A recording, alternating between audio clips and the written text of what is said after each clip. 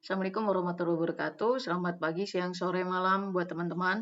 Nah, sekarang kita masuk ke pertemuan 13, yaitu tentang basis data berorientasi objek, ODMG atau Object Database Management Group, dan Object Query Language atau disebut singkatannya dengan ODL. Oke, yang pertama adalah apa sih maksud dengan basis data itu? Nah, basis data itu kita harus tahu dulu yang namanya basis data, dan teman-teman itu juga sering mendengar yang namanya basis data atau database. Ya kan? Misalnya kita punya smartphone atau kita punya laptop, itu kita juga sudah mempunyai local disk atau memori untuk menyimpan berbagai banyak data. Nah, kalau ini konsep basis data berorientasi objek adalah sistem basis data yang menyimpan data dalam bentuk objek. Seperti pemrograman berorientasi objek atau yang disebut dengan OOP, Object Oriented Programming. Nah, objek itu isinya apa aja? Ada atribut atau yang disebut dengan state, ada metode atau behavior, ada identitas objek atau UID yang unik dan tidak berubah. Nah, namun ini sangat berbeda dari basis data relasional atau kalian pernah dengar yang namanya RDBMS. Di OODB atau Object Oriented Database berusaha mengurangi impedance mismatch, artinya ketidaksesuaian antara struktur data pada bahasa pemrograman objek dan model relasional. Oke, kita bahas satu-satu. Nah, yang pertama, dari karakteristik OODB ini, fiturnya yang pertama adalah ada yang namanya dengan Object Identifier atau singkatannya itu OID. Nah, apa sih dengan Object Identifier ini? Identitas objek yang tidak bergantung pada nilai atribut. Nah, kalau encapsulation ada data dan metode berada dalam satu kesatuan objek. Di sini juga ada inheritance, yaitu kelas ya. Nah, kelas namun yang disebut dengan pewarisan. Kelas dapat mewarisi atribut atau metode dari kelas lain. Nah, ada juga di dalam pemrograman yang disebut dengan polymorphism. Oke, polymorph. Bisa disebut dengan polymorph atau polymorphism, bisa silakan. Artinya metode yang sama dapat memiliki implementasi berbeda pada kelas turunan. Di sini juga ada kompleks objek, yaitu menyimpan struktur kompleks seperti list, urutan, ada set, ya, ada map, dan ada objek bersarang. Kemudian ada persistent objek, yaitu objek dapat disimpan permanen di basis data, berarti ada memorinya, seperti itu. Nah, contoh objek sederhana dalam OODB, ya. Yang pertama yaitu objek mahasiswa. Nah, berarti kita sebut saja kalau objek ini, kita sebut aja ada sebuah kelas yaitu kelas mahasiswa. Berarti di OODB-nya adalah sintaknya adalah kelas mahasiswa, kemudian kita buat dulu atributnya, yaitu nama, NIM, sama tanggal lahir. Namun setiap atribut ini berbeda tipe datanya. Contoh, dengan tipe data, atribut nama, tipe datanya adalah string. Kemudian NIM pasti kita pakai tipe datanya integer atau int ya, bukan ditulis integer. Kemudian kalau tanggal lahir ya pasti date ya, tipe datanya, seperti itu. Kemudian baru kita ingin menghitung usia dari si nama mahasiswa ini gitu. Berarti kalau hitung usia karena berupa angka maka tipe datanya adalah integer. Nah, jadi si objek ini disimpan langsung di basis data sebagai objek bukan sebagai baris table. Paham ya? Kalau baris table ini atribut-atributnya teman-teman. Kalau objek ya di sini ini adalah sebagai class-nya. Oke, kalau di dalam Java sebagai class. Namun kalau di dalam SQL itu kita sebut sebagai table, ya kan? Namun bukan sebagai baris table atau record atau atribut, oke? Ya. Kemudian di sini ada yang disebut dengan perluasan SQL untuk basis data objek. Nah, karena SQL dirancang untuk data relasional atau data yang saling berhubungan, beberapa DBMS menambah fitur objek agar SQL mampu menangani struktur kompleks. Ini disebut dengan Object Relational SQL Extension. Oke, bentuknya seperti apa? Nah, yang pertama, bentuk perluasan SQL itu ada tipe data kompleks, yaitu ada row, array, set, sama list. Ada 4 ya. Ini disebut dengan tipe data kompleks. Artinya banyak teman-teman. Kita bisa menyimpan banyak banget data. Oke. Kemudian di sini ada user defined type atau UDT yang artinya kalian bisa lihat di sini ada contoh bagaimana kita mendefinisikan tipe objek baru. Contohnya seperti ini. Nah, create type. Type ini ya, type ini kita sebut saja sebagai table. Oke. Buat table. Oke, create type alamat as object. Berarti si alamat ini sebagai objek dari si user define type ini, oke? Ya. Kemudian kita panggil si atributnya, jalan, kota, sama kode pos. Namun masing-masing mempunyai tipe data. Misalkan di sini jalan pakai varchar, kota pakai varchar. Ini bebas, mau nggak pakai 2 juga nggak apa-apa. Kalau cuma varchar doang juga nggak masalah, bebas teman-teman. Nah, ini 100 ini adalah panjang indeksnya beberapa. Jadi misalkan jalan apa-apa itu sampai 100 pokoknya ya. Maksimal 100 kata. Ini juga dengan kota juga maksimal 50. Kode pos bisa pakai integer bebas, pakai number juga boleh tipe datanya. Oke. Ini salah satu contoh dari user defined type ya. Seperti ini, create type alamat sebagai objek. Berarti mohon maaf jadi dia membuat si table alamat ya sebagai objeknya. Kemudian ini table of object. Nah, ini contoh create table. Nah, kalau di sini di atas create type, di sini create table.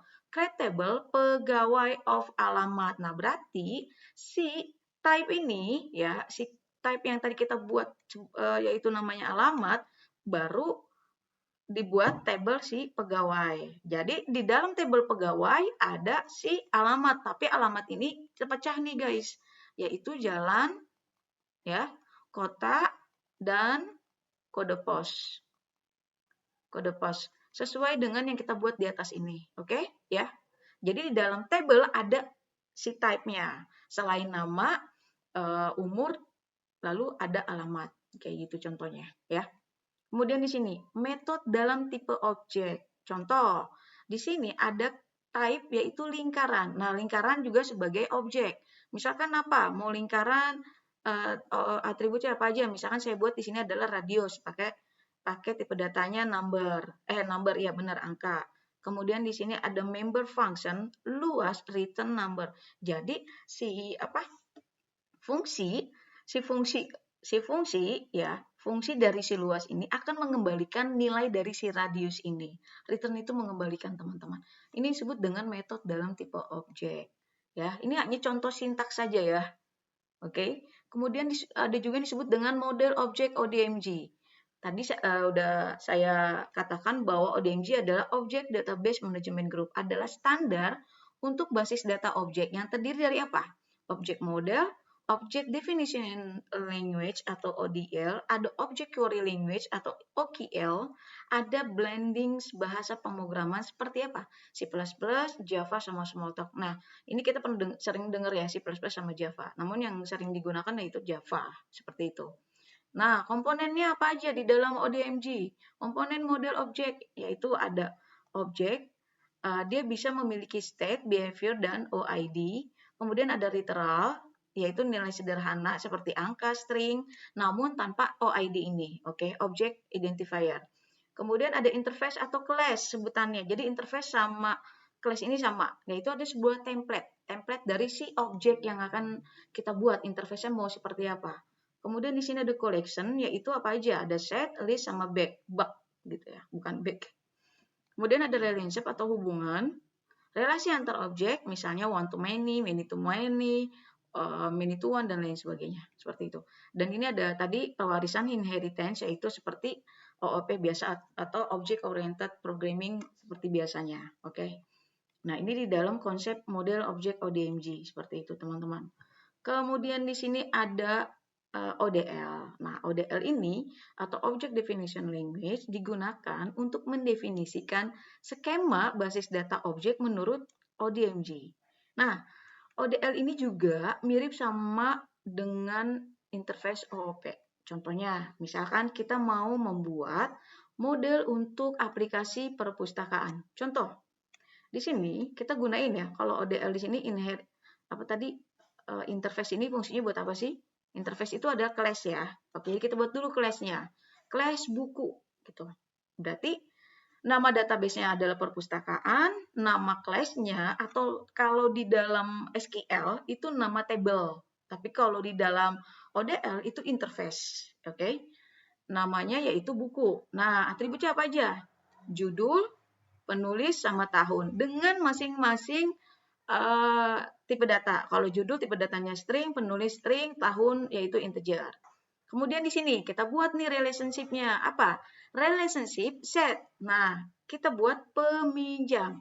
Artinya siapa yang akan minjam? Namanya, ya kan? Terus alamatnya di mana dan lain sebagainya. Nomor telepon itu bisa kalian tambahkan nanti di dalam interface atau kelas peminjam, oke? Oke, relationship, set, peminjam, dipinjam oleh. Jadi nggak boleh pakai spasi ya. Ini hanya sebuah kalimat function atau metode ya, dipinjam oleh. Ini bebas, tapi kalau bisa jangan pakai spasi. Kemudian inverse, peminjam, meminjam. Artinya kebalikan nih kalau ini peminjam, ini minjam namanya siapa?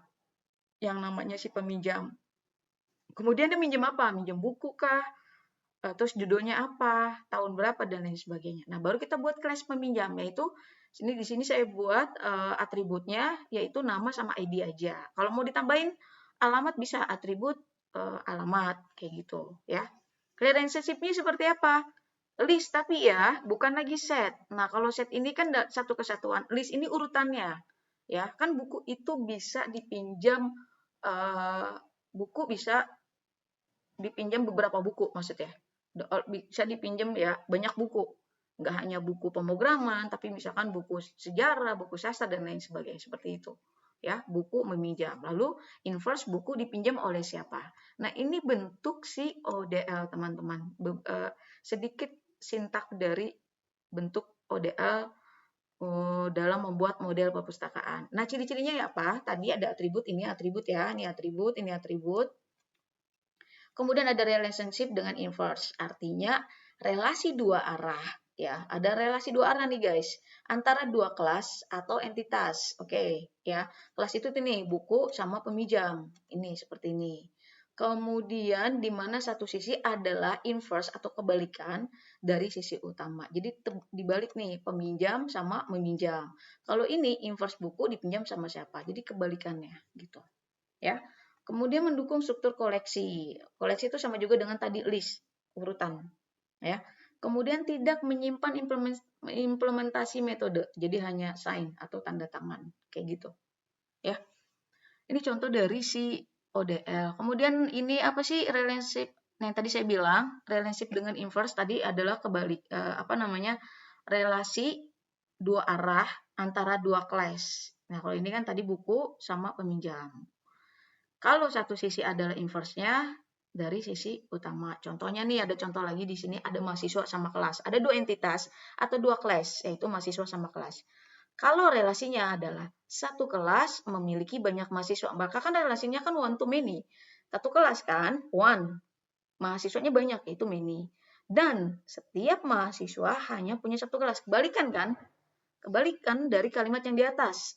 Oke, saya ulangin lagi. Jika relasinya adalah satu kelas memiliki banyak mahasiswa, berarti kan one to many. Satu kelas itu adalah one, mahasiswa itu banyak kan, jadi many. Dan setiap mahasiswa hanya punya satu kelas, berarti kan mahasiswa many, satu kelas, ya udah satu. Berarti many to one, ini kebalikan guys. Maka ada dua sisi relasi. Yang pertama adalah owning side atau sisi pemilik relasi, yaitu apa? Sisi yang secara nyata menyimpan foreign key dan mengontrol hubungan. Berarti apa? Kelas atau mahasiswa? Mahasiswa ya. Tapi kalau inverse side adalah atau kebalikannya, yaitu sisi ini tidak menyimpan foreign key, hanya mencerminkan relasi dari si pemilik. Contohnya apa? Yaitu kelas. Gitu. Jadi si kelas ini adalah inverse side, tapi kalau owning side yaitu mahasiswa sebagai atau yang bisa menyimpan foreign key, yaitu apa? NPM gitu ya. NIM dan lain sebagainya. Seperti itu teman-teman ya.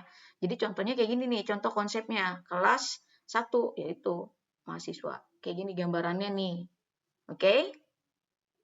Seperti itu ya teman-teman. Kemudian, nah ini ya udah saya jelasin yang ini.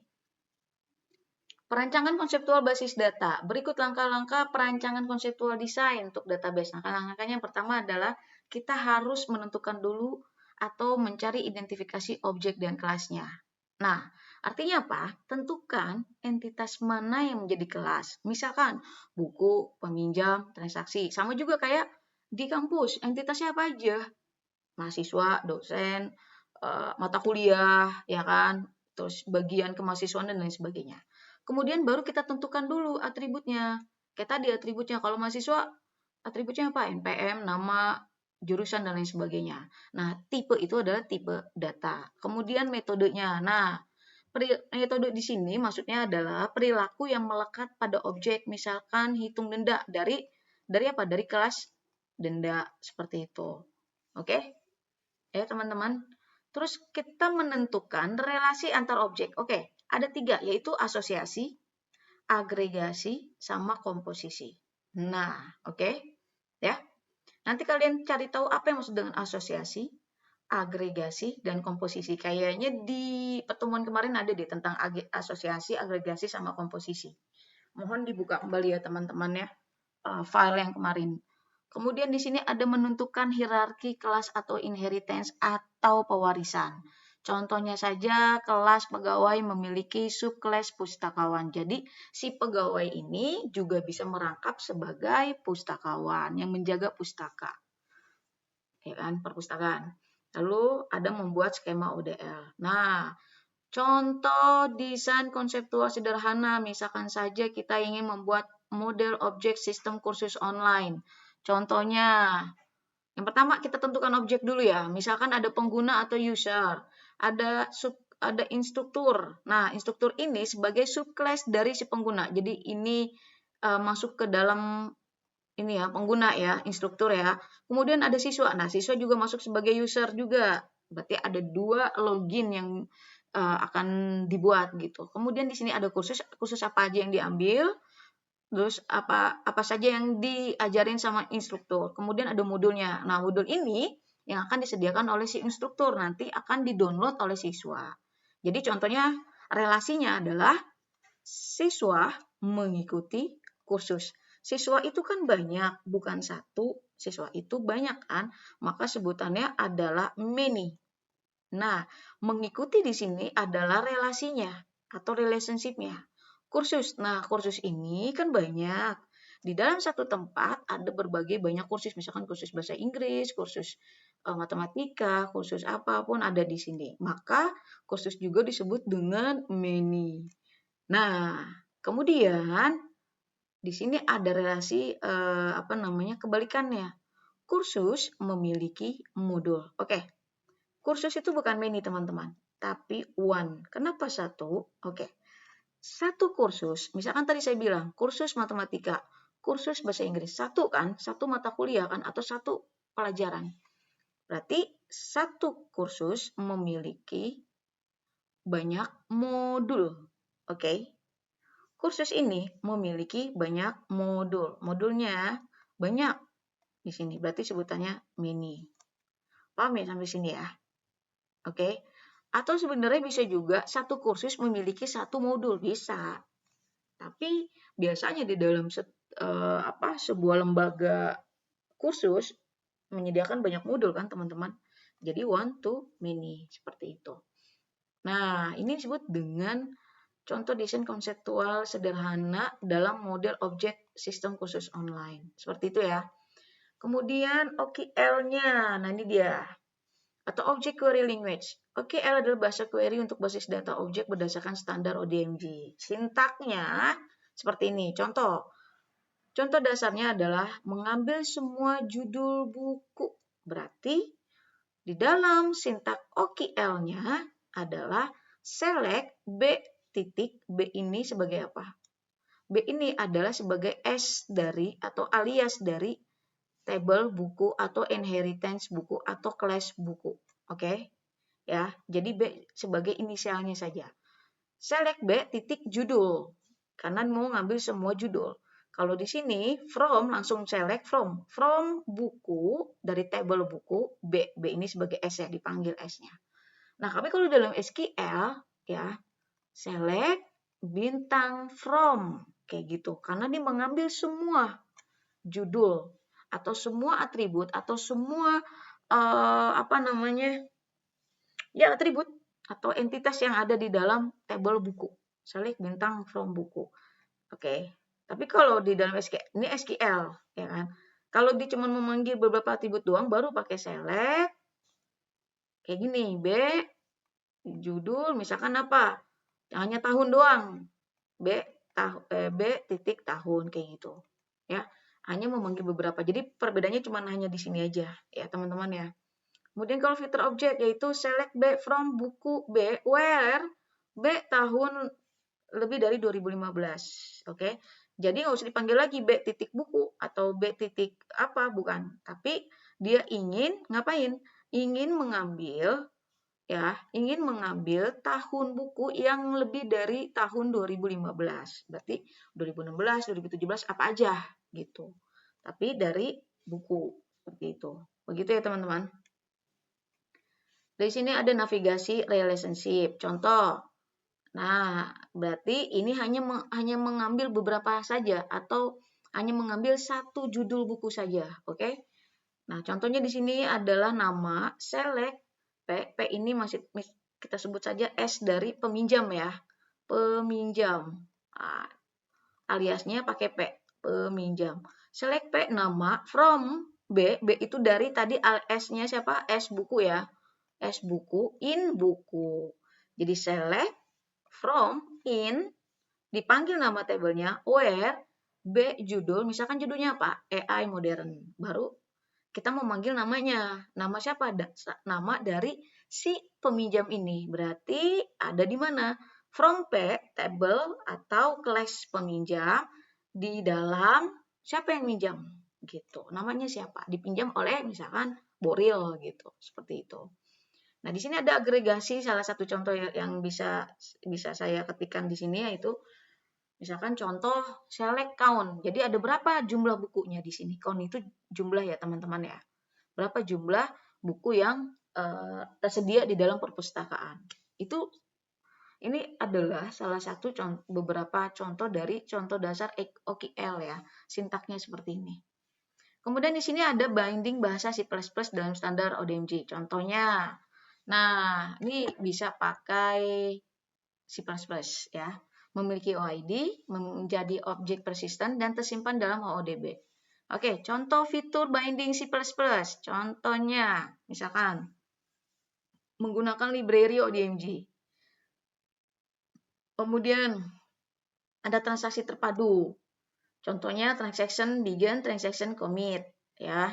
Kemudian ada koleksi ODMG, misalkan menggunakan kelas bawaan seperti D set, di sini T, di sini lagi D list, ini T. Ini T itu tuh sebutan dari tuple ya. Tuple itu baris teman-teman. Ya. Oke. Di sini ada relationship langsung, tidak perlu join seperti SQL. Contohnya di sini. Contoh kode C++. Contoh ada kelas buku, public D object. Publiknya apa aja? Nah, ini atribut ya. Tapi kalau ini dalam C++ teman-teman. Beda sama yang tadi nih. ODL ya. Mana nih? Nah, ini nih. Ya. Interface pakai itu ya, terus ada relationship-nya, ada inverse-nya, seperti itu. Tapi kalau di dalam C++ atau ya Java bisa kayak gini, class buku baru public. Nah, jadi ini penggantinya inheritance. Di sini atribut ya sebenarnya ya, public itu atribut, judul, penulis sama tahun dengan masing-masing tipe data. Nah, sintaknya gini nih, D set, siapa nama tabelnya apa? Peminjam. Dipinjam oleh siapa? Kayak gitu. Kayak gini nih, ini juga peminjam class, peminjam dipanggil string, tipe datanya, atributnya nama, tipe datanya string. Begitu juga dengan ID. Baru list siapa aja yang meminjam buku ini. Gitu. Begitu ya teman-teman ya. Nah, kalau ingin membuat persisten objeknya, persisten tuh maksudnya objek yang hidup dan tersimpan permanen di database. Nggak hanya di memori laptop kita, tapi kita bikin database-nya gitu. Berarti pakai ini, transaction, begin, panggil nama tabelnya yaitu buku, ya. Ini sebenarnya kayak tanda kali, bintang, B sama dengan new database, buku.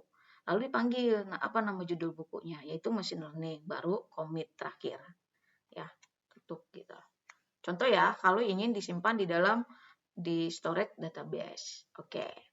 Contoh lagi di sini ada contoh kasus terintegrasi, misalkan model sistem perpustakaan. Sama kayak tadi ya teman-teman ya. Ada buku kayak gitu tuh. Tuh, sama kayak tadi tuh. Saya ulangin beberapa kali ya sistem perpustakaan. Kayak tadi ini sama aja. EQL-nya, nah ini menampilkan semua peminjam dan judul buku yang dipinjam. Contoh, select, struk gitu.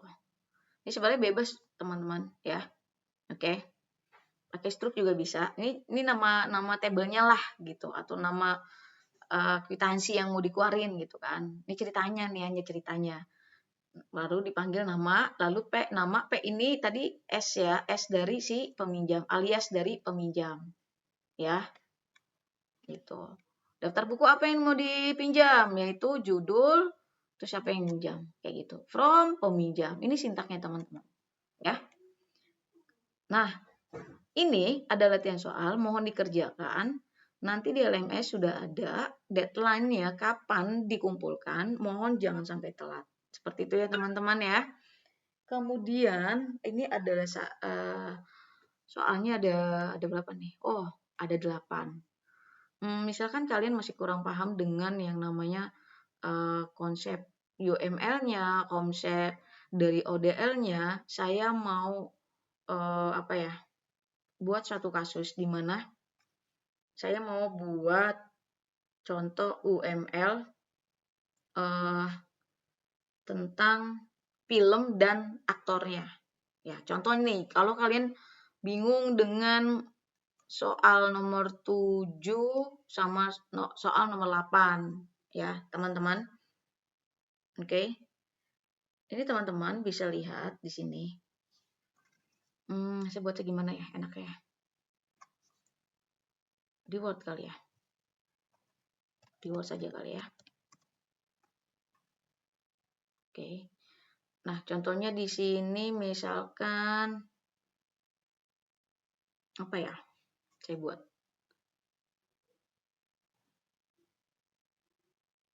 Apa ya enaknya ya, teman-teman ya? Tentang tadi, oh ya, film tadi ya. Film sama aktor ya, teman-teman. Nah, misalkan kita buat dulu nih, teman-teman. Kalau film, berarti kita buat dulu kelasnya, seperti itu, ya. Kelasnya apa aja? Kalau misalkan di sini ada movie. Movie ya. Oke. Kalau movie di sini movies ya. Jadi filmnya banyak. Jadi jangan hanya movie doang tapi movies. Ya. Oke. Apa ya enaknya ya, teman-teman?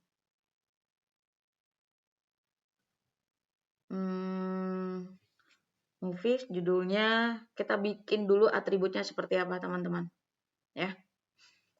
Atribut di sini movie ada apa ya? Oke. Misalkan movie ID, misalkan ya. Kita dulu, movie ID. Ya. Ini saya gedein aja. Terus kemudian ada apa lagi? Ada title. Ya.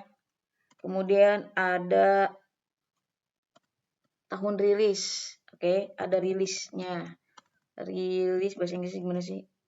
Rilis year gitu, atau tahun rilis. Nah, tapi ini kita buat dulu nih tipe datanya apa aja. Ya, teman-teman ya. Itu dipakai string. Kemudian ini title juga pakai apa, teman-teman? String juga bisa. Rilis year. Ini teman-teman, pakai integer bisa. Oke, atau int. Nah, ini kita buat nih kelas movie-nya ya, teman-teman ya. Tuh. Kemudian kita buat lagi yaitu aktornya tadi ya, ada kelas aktor di sini. Kelas aktor. Berarti kan ada namanya kan? Nah, berarti apa yang kita buat? Aktor ID. Langsung aja ya tipe data ya. Tipe datanya apa nih? String bisa. Pakai string. Sorry. Kemudian ada name. Atributnya kita buat dulu, teman-teman. Kemudian tipe datanya string, jangan lupa. Sorry. Kemudian ada tanggal lahir. Boleh atau bahasa Inggrisnya birth date. Birth date. Misalkan tipe datanya apa, teman-teman? Bisa pakai date. Oke. Bebas, mau date, mau apa? Integer juga bebas sih, boleh. Nah, berarti kita mau lihat dulu nih, guys. Berarti si film ini kan menyimpan, atau class movie menyimpan data film. tentang film. Kalau kelas aktor menyimpan data tentang si aktornya kan, atau pemainnya kan. Maka ini model konseptualnya seperti ini nih, teman-teman. Kita buat dulu kelasnya, berarti ada dua, movie sama aktor kan. Lalu dibuat atributnya. Seperti itu. Nah, lalu kita buat nih apa? Hubungannya atau relationship-nya. Oke. Apa hubungannya? Hubungan atau relationship-nya. Oke. Relationship. Nah, contohnya bagaimana teman-teman? Contohnya misalkan seperti ini. Film atau movie, ya, dalam implementasi basis data objek, ya, kita harus lihat dulu apa sih hubungan film sama aktor di dalam film dan koleksi film di dalam aktor. Oke, paham nggak nih? Oke, ya. Saya ulangin lagi, hubungannya seperti apa? Apakah many to many to one, atau one to many? Oke, artinya kita bisa mewujudkan relasi ini di mana aktor atau apa sih? Koleksi aktor ya. Misalkan namanya pemeran itu bisa mengambil banyak film, ya kan? Nggak hanya satu film. Bener nggak? Berarti kan hubungannya adalah koleksi atau pemeran aktor di dalam movie dan pemeran film di dalam aktor atau koleksi film di dalam aktor. Hubungannya seperti itu. Berarti hubungannya gimana? Oke. Contohnya misalkan, kalau kita lihat dari si model data konseptual ini, berarti kan koleksi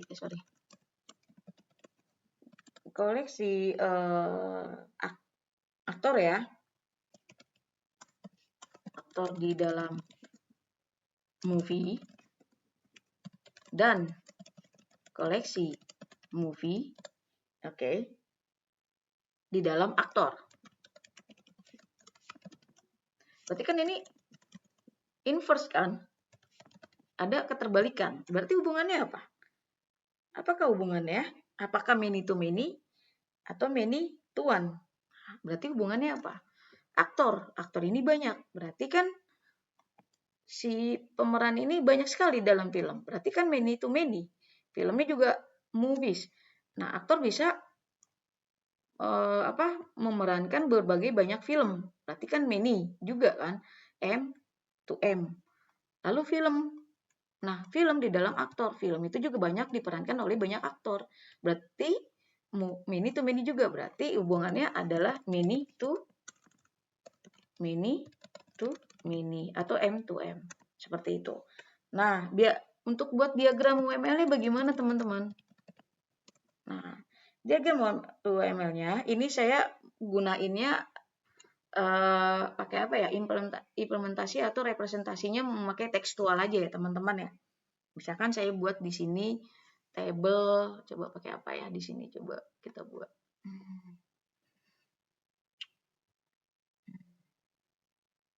Pakai yang mana ya? Lebih. Usah pakai flowchart sih sebenarnya bisa. Atau sini deh ya, kita buat contoh saja ya. Oke teman-teman, saya buat contoh di sini. Bisa nggak saya tulis? Bisa nggak sih add text di sini? Nah, tadi apa? Movie ID. Oke. Kita buat lebar dulu di sini ya. Movie ID, ya kan? Dengan tipe datanya tadi string, lalu title dengan tipe datanya string, kemudian di sini release ya, release year atau tahun rilisnya dengan tipe data integer, saya masih ingat itu. Ini kita buat lagi di sini nih, bisa nggak ya? Kita insert apa nih? Bisa nggak ya di sini? Ini agak susah ya. Movie. Bisa dikecilin. Oke. Kita kecilkan. Nah, bisa nggak ya? Biar di dalam kotak ini.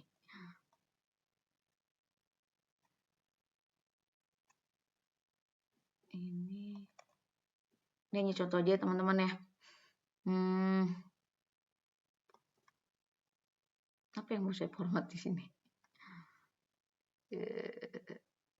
Nggak usah pakai outline kali ya, biar nggak kelihatan garisnya. Oh, kayak gini nih teman-teman. Sorry ya. Kita buat kecil saja, biar kelihatan tulisnya. Oh, nggak kelihatan ya. Kayak gitu. Ya contohnya ini ya. Ini lebih enaknya sih pakai UML ya. Apa visual gitu ya. Ini sebenarnya ada garisnya ya. Kayak gini teman-teman. Oke. Kayak gitu.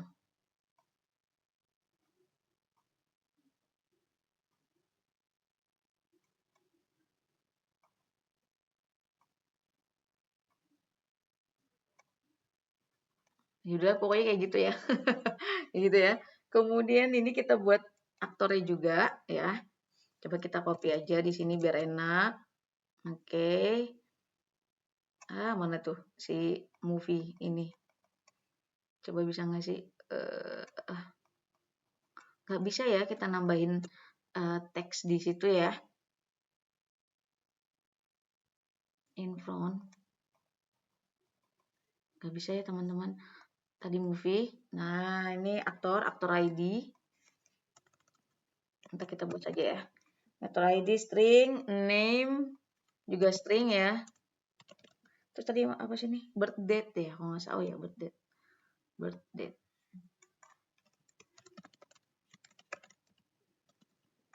Tadi pakai apa? Pakai date bisa.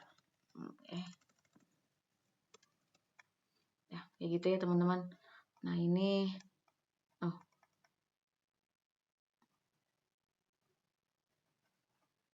Wah, kok hilang dia? Apa dia ketutupan nih tadi ya? Oh, ini dia ketutupan. Tuh. Coba kita work text-nya in front kali ya. Apa gimana ya? Move. Oh, nggak kelihatan teman-teman. Send back coba. Oh, nggak bisa in front kali ya.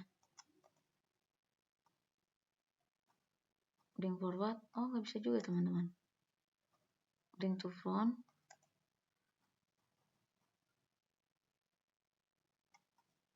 Bisa sekali ya buat nambahin ini aja ya. Kita pause aja yuk. Biar cepet. Insert. Anggap saja ini sini movie ya. Movie. And then kita kecilkan saja biar kelihatan namanya. Ini kayak gitu ya. Tuh. Karena kalau gede-gede dia nggak kebaca. Ini hanya contoh aja teman-teman. Di sini aktor kita kasih di sini aktor. Ya. Oke, nice. Nah, ini mode UML-nya teman-teman. Oke. Ya. Kayak gitu. Online. Ini kalau mau dibuat di apa namanya? Di Word. Agak susah sih kalau bikin di Word ini nih. Lebih enak kan bikin di itu. Ya, loh. Kemudian sudah selesai ini diagram UML-nya teman-teman. Nah, namun relationship-nya apa di diagram UML? Berarti kita pakai asosiasi case. Nah, asosiasi case di sini ya, case itu siapa sih yang memerankan gitu loh ininya. Case itu sebagai pemerannya sebenarnya. Case itu pemeran ya teman-teman. Ya, berarti hubungannya adalah bisa kita implementasikan di dalam diagram UML yaitu many to many. Nah, tapi di many to many di visual itu ininya pakai 0 teman-teman. Berarti angka 0 ini ya. 0 saya ini hubungannya adalah 0 terus pakai tanda bintang teman-teman. Tuh, ya. Si movie 0 berarti many to many to many, kayak gini. Tuh, contohnya teman-teman. Kayak gitu, ya. Kalau hubungan diagram UML-nya seperti itu.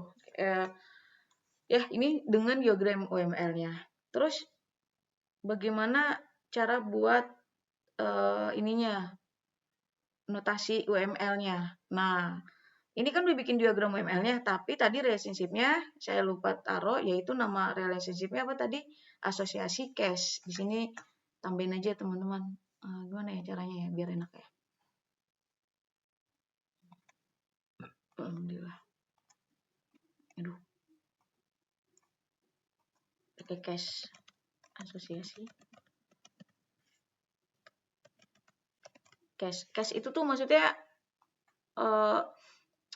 pemeran gitu loh. Jadi aktornya ini ya pemeran. Ini relationship-nya seperti ini teman-teman. Ya. Oke. Jadi one many to many ini ya si movie ya akan kita movie sama aktor akan kita hubungkan dengan asosiasi si cast pemerannya. Jadi pemeran ini akan menjadi aktor. Nah, di dalam movie juga ada si pemeran. Nah, pemeran ini siapa ya? Aktor. Siapa aktornya? Gitu. Ya, teman-teman ya. Nah, ini yang bisa kalian buat nanti ketika kalian membuat UML ya, teman-teman ya. Kalau secara tekstual, kalau secara gambarnya nanti kita pelajarin lagi tentang membuat UML di pertemuan berikutnya. Oke, nah notasinya seperti apa? Nah kita bikin nih stat UML notasi dari diagram UML yang kita buat. Contohnya gimana? Saya buat di bawah aja ya. Di sini notasi. Nah untuk membuat notasi UML itu menggunakan plan UML. Oke, mungkin kalian pernah dengar ya. Jadi plan UML ini digunain untuk menggambar diagram secara otomatis. Itu pakai aplikasi teman-teman. Cuman ini kita pakai teks aja dulu ya. Oke, berarti kita buat class movie ya, jangan movies ya. Movie. Oke. Lalu kita bikin codingannya yaitu seperti ini. Karena saya nggak ada aplikasinya, jadi saya hanya beberapa sintaks saja, oke? Nah, ini plan movie-nya seperti ini, ya. Movie ID. Nah, penulisan ini, teman-teman, harus sama ya. Tuh, harus sama ya. Antara konsep strukturalnya, konseptualnya, sama UML-nya, semua atribut harus sama penulisannya, oke? Ya. Di sini kita tulis, di sini string. Kemudian di sini ada title, balik lagi, yaitu string. Kemudian di sini ada release year. Pakai integer, kayak gitu. Nah, lalu kita tutup, teman-teman. Nah, lalu kita buat lagi class actor. Oke. Kemudian kita buat di sini, ya, yaitu aktor ID. Samain ya, teman-teman. Dengan yang ini. Tuh, string name sama birthday, string date. Ya. String and then this is name, and then di sini string, and then di sini ada birth date dengan tipe data adalah date, oke. Kemudian kita tutup. Nah, sintaknya apa? Berarti di UML-nya adalah UML-nya adalah ini kita tutup aja kayak gini. Tuh. Ini bisa buat di notepad kok. Bebas. Nah, berarti di sini adalah movie ya. Mini 0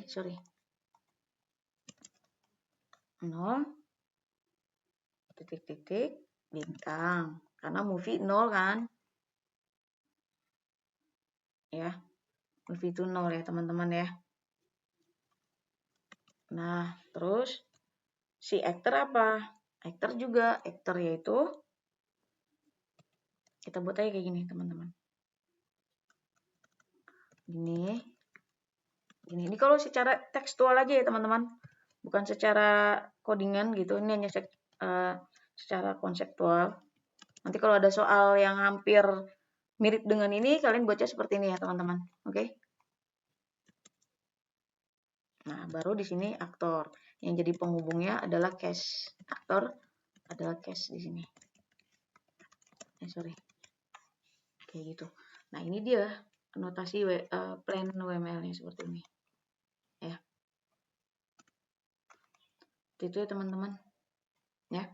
Kemudian sudah, ini hanya beberapa contoh. Nanti kalau ada soal yang kalau kalian bingung ngerjain soal ini, ya, nih, buatnya seperti ini. Ada kelas, atribut, dan hubungan. Nih, kayak gitu. Tuh, ya kan? Hampir sama kayak gini. Ya, oke, ini juga kayak gitu. Ya, terima kasih. Semoga bermanfaat untuk hari ini. Assalamualaikum warahmatullahi wabarakatuh.